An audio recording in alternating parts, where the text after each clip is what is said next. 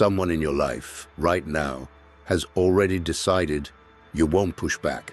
Not because they tested you once, because you showed them repeatedly, consistently, without realizing it, that you absorb things, that you explain them away, that you forgive without requiring change.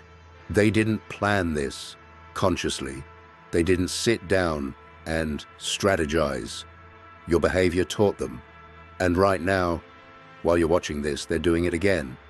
There's a concept in behavioral psychology called operant conditioning.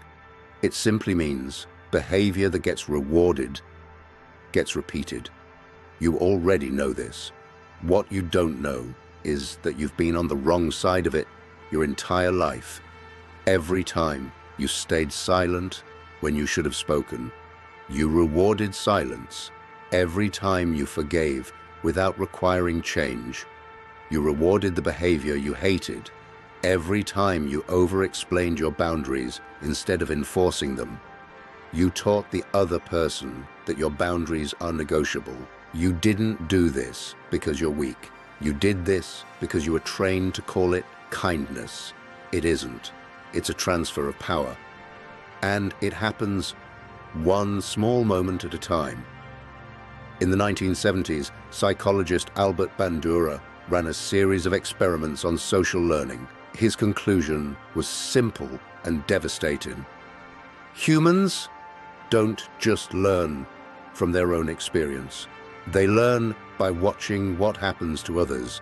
They observe who gets punished, who gets rewarded, who gets away with things, and they calibrate their behavior accordingly. Here's what this means for you. The people around you are constantly running this calculation, not maliciously, automatically. Their brain is asking, what can I get away with here? And your responses are the data. Every time you let something slide, their brain registers. That works. Every time you react with explanation instead of consequence, their brain registers negotiable. Every time you come back after being treated badly without addressing it, their brain registers no cost.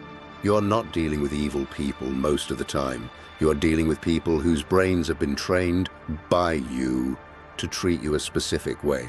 The trainer and the trained are both you. This is happening in every area of your life right now. At work, the colleague who keeps dumping tasks on you didn't start there. They started with one small ask. You said yes, then another.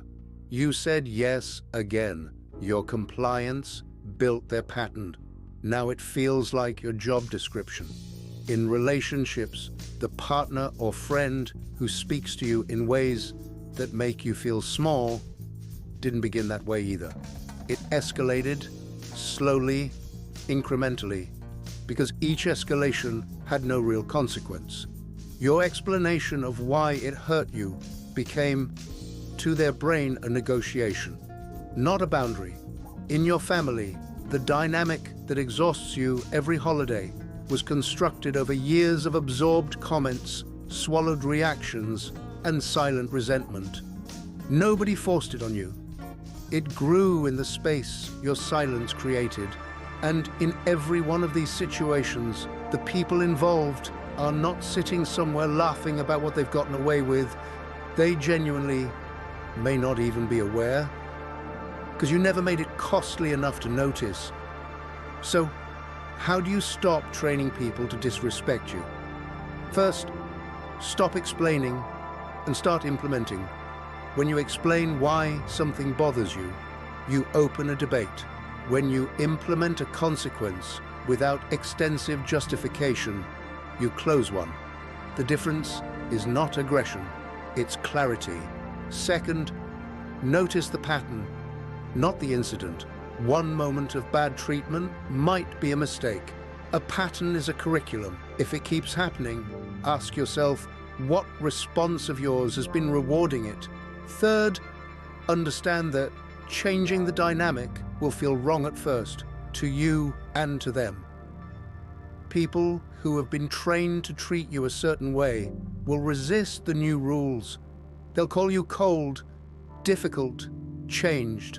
That resistance is not a sign you're doing something wrong. It's confirmation that the training is working, this time in your favor. You've been operating on a program you didn't write, installed by years of being told that absorbing things is maturity, that silence is peace, that letting it go is strength. It isn't. It's just easier for everyone except you. MindBlind exists to show you the mechanisms behind what's happening to you. Subscribe, because next week we're covering something that will make this video feel like the introduction.